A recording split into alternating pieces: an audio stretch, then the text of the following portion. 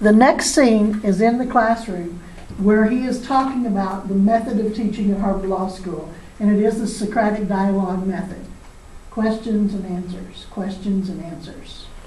So, here it is.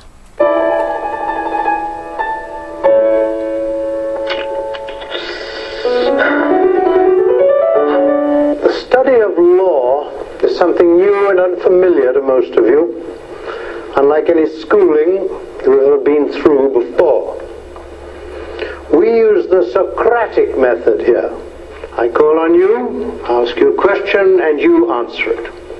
Why don't I just give you a lecture? Because through my questions you learn to teach yourselves. Through this method of questioning, answering, we seek to develop in you the ability to analyze that vast complex of facts that constitute the relationships of members within a given society. Questioning and answering. At times you may feel that you have found the correct answer. I assure you that this is a total delusion on your part. You will never find the correct, absolute, and final answer. In my classroom, there is always another question to follow your answer. Yes, you're on a treadmill. My little questions spin the tumblers of your mind. You're on an operating table. My little questions are the fingers probing your brain. We do brain surgery here. You teach yourselves the law, but I train your mind. You come in here with a skull full of mush, and you leave thinking like a lawyer. Okay. Comments?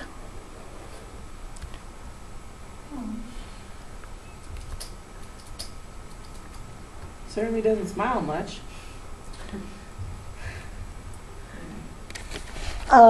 This was this actor's first movie. He'd been in the business all of his life, mostly running theaters, but when they were going to make this movie, they asked him to play this part. He didn't make very many movies, but the last time I saw him, he was on the stage at the theater at Southern Methodist University, and it was a moment when I was most proud to be a graduate of Southern Methodist. There were probably 15 people on the stage, and he was old, probably 15 years older than this, because it was in the 80s, this was made in the early 70s, and he went to sleep. And everyone on the stage continued with the conversation, and when he woke up, one of them made this, Mr.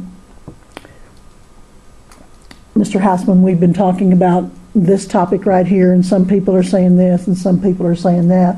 What would be your opinion on that, sir? And I thought, now that is kindness. That is respect. You pretend you don't know us, and you bring them right back in the group when they're ready to come back in. It was just an amazing moment. I don't even remember what anybody else said. I just seen how they handled that situation with kindness was big for me. What does he say about the Socratic dialogue? Is there any comments there? He rolled his R when he said Socratic or whatever. Okay. I love your attention to detail. Tell me more about... Thinking like a lawyer. I need to get out of here and back to Yahoo. Can you come help me, Aaron? I don't want to I actually enjoyed his speech there. It's almost like a little monologue. Yeah, it is. He's telling them how it's set up. They have to come in with the case study, right? I wondered how many times he said that same speech to different classes. Ooh. Each person be responsible. He's an actor. I don't think he said it very often. Each person do an outline. Then at the end of the year, we have them Xerox and exchange. Now, I propose that nobody buys any outlines, because they simply won't reflect the nature of the work that we've done together. The study group is one thing. I didn't realize that scene came in quite that fast, but how to set up a study group so that everybody is responsible for the material, and sharing the material, I think, is something that students need to learn before they go to college. They can save their work. Outlining. When did you learn outlining in high school? I remember learning it in elementary school. Yeah, I learned in elementary. Okay. All right, stuck with me elementary. When did you learn to outline? Junior high. I don't think I learned it in school. You didn't learn outlining. When did you learn outlining? Probably right around 8th grade, so right before high school. Right before high school. Mike? That's probably where it really took effect. It was like when I started to take like the advanced kind of English classes, and it was like you actually have to do something really more difficult than. Okay. So outlining is to the left brain as our concept maps are to the right brain. So we've looked at those, and those are the new methods of outlining. My high school students would come to their senior year, and I would ask them about outlining, and they would say, "What?" And I would go, "Nobody graduates, not on my watch, without knowing how to outline. It will not happen here." So they had to, in the first 9 weeks, if they wanted to C, they had to outline the first 4 chapters of the book. If they wanted to B, they had to outline the first 6 chapters, and if they wanted an A, they had to outline the first 8 chapters. It was the Constitution of the United States. I would not have anyone not knowing the laws in case something happened and all the books disappeared, so they would know how to set up the new government. So they had to have that information. And they did it. They did it. And people who wanted to come into the class at the semester could not come into that class unless they outlined the first 8 chapters. That was the entry ticket. A research paper in the first 8 chapters, because the expectations were hard at first and got easier in the spring. But they couldn't come in and take advantage of the easier. Was it? It was government. Yeah, it was government.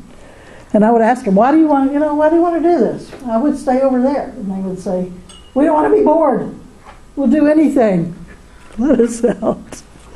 All right, we're going to see where it is.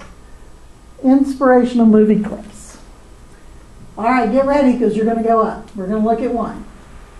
We're going to look at this one.